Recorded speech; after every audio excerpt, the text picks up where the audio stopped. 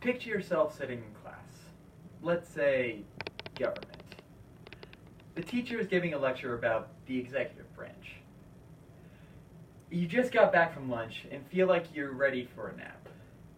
At this point, you feel yourself slowly start to shift your vision towards the window. You see the sun shining down and the trees are slowly moving in the wind. And then you see a bird land in a nest. It isn't until the teacher says that there's a test the next day that you realize you were spacing off the entire time. Okay, well, maybe this isn't you, but it most certainly is me. You see, with my ADD, it doesn't matter how good Mr. Schmitz is, that little birdie is better. According to Chelsea Robertson at UCLA's Institute for Neuroscience and Human Behavior, there are benefits to distractions. But what are they?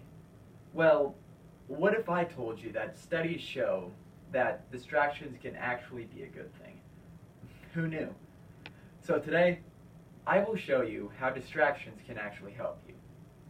First, I will show you how we, as people, get distracted. Next, I will show you the health benefits of distractions. And finally, I will show you how distractions can help with creativity. Hopefully, by the end of my speech, you will feel better about watching that 15-second cat video on YouTube.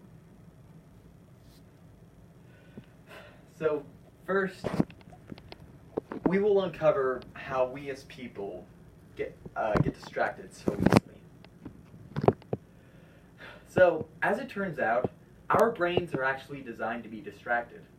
How do I know this? Well, I read about it in Daphne LaPrince-Ringwet's article titled, "Here's Scientific Proof That Your Brains Are Designed to Be Distracted." So, neuroscientists at Princeton University and the University of California have discovered that instead of having laser-like attention, our ability to focus is something that seems to be something that seems to blink off and on continuously. In fact, you're most likely taking in only half or even part of my speech, because the average human spaces in and out of attention 4 times a second. In between these little bursts of attention, there are periods of distractions. And during these periods of distractions, the brain is able to look around and take in anything that may seem more important. For example, a grizzly bear. If there is no danger or no bear, then the brain goes back to work. Ian Feeblethorne, a scholar at Princeton's Neuroscience Institute, or PNI, states that the brain can't process everything at once. It's developed these filtering processes that allow it to take in some information at the expense of others. PNI studies also have shown that some brain waves have also been linked to different brain states, which are focus and distractibility. So at the trough of a brain wave, we're distracted, but at the peak of a brain wave, we're distracted, but at the trough of a brain wave, we can concentrate. So, distracted, concentrated, distracted, concentrated, distracted, concentrated. Oh, sorry. So, next, I will show you the health benefits of distractions. So, according to a book,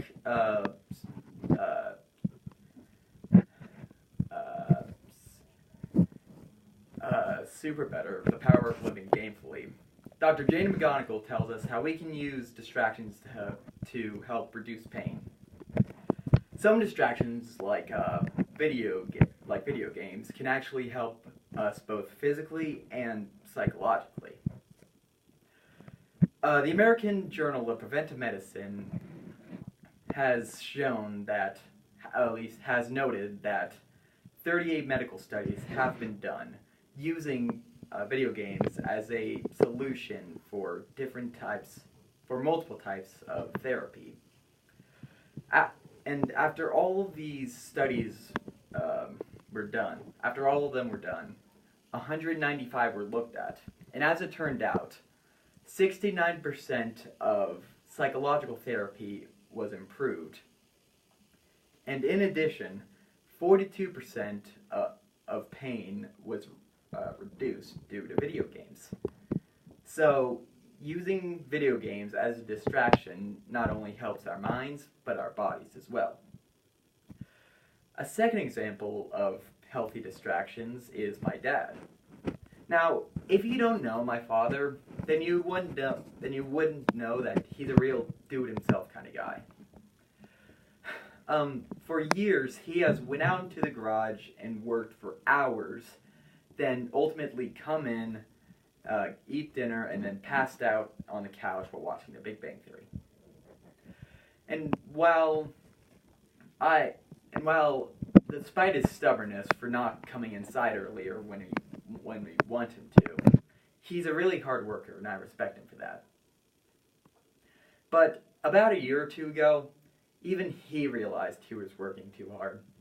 So he got a TV for the garage, and now he takes the occasional break or two. Finally, we will look at how distractions can help with creativity. So, okay, cut it.